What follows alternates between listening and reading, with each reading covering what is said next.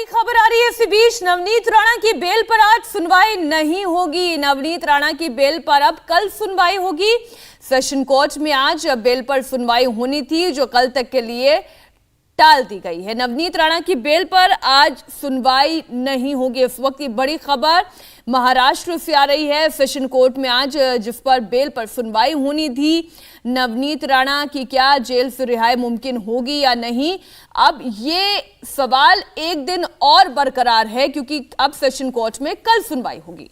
तो आपको बता दें इस वक्त की बड़ी खबर जिसका इंतजार सभी को था कि क्या नवनीत राणा और उनके पति को बेल मिल पाएगी, लेकिन हमारे साथ राजेश जुड़ गए। राजेश, आखिरकार क्या वजह रही जो बेल की जो सुनवाई थी उसको टाला गया कल तक के लिए?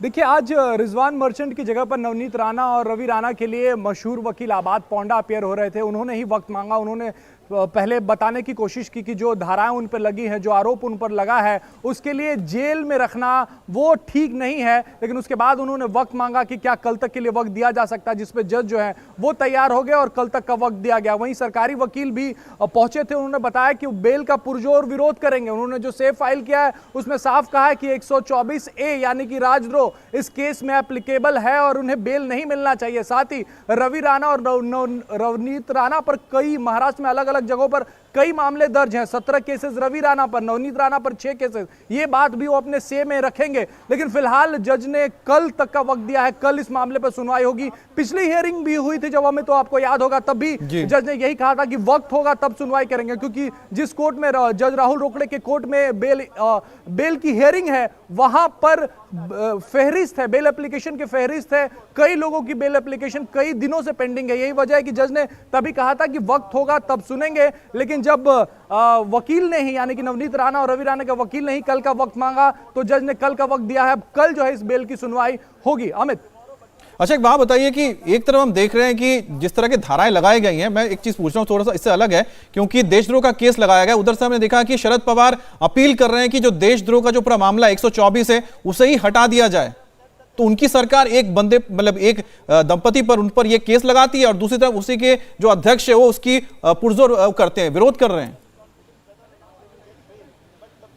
बिल्कुल, भीमा कोरेगांव मामले में जो कमीशन बना है उसके सामने उन्होंने जो एफिडेविट फाइल किया है शरद पवार ने, उसमें उन्होंने जिक्र किया कि 124 जो है और ए जो है ऐसी धाराएं हटा देनी चाहिए, कानून से ही हटा देनी चाहिए, किसी पर भी नहीं लगनी चाहिए। तो कहीं ना कहीं ये दिखता है कि किस तरीके से शरद पवार 124A का विरोध कर रहे हैं। वहीं उनकी सरकार जो महाराष्ट्र में है और कहा जाता है कि शरद पवार ही ये सरकार चला रहे हैं, वही सरकार नवनीत राणा, अपने विरोधियों पर, नवनीत राणा और रवि राणा पर 124A लगाती है। और त्याप्रमाणे आम्ही आमचा लेखी युक्तिवाद सादर करत आहोत आणि त्यानंतर जे माननीय न्यायालय त्यानंतर जी तारीख देईल सुनावणीसाठी ती मग त्याप्रमाणे आम्हाला सुनावणी करावी लागेल।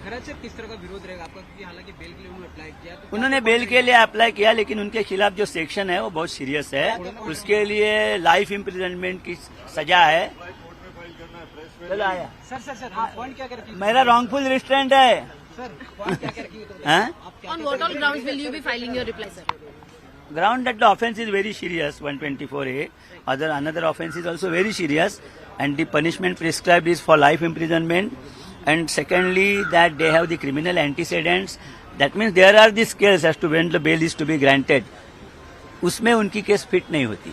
मुझे कोर्ट मेरे लिए वेट कर रहा है, मेरा कोर्ट वेट कर रहा है। Last time also in the remand they said that they do not have any complaint against Mumbai police and they have no complaint against Mumbai police, but they said in the Lok Sabha that they are treated inhumanly. How can I say as to why they filed the complaint or what is the crux? I don't know anything about it. I don't know because I was not there. Sorry, I don't know.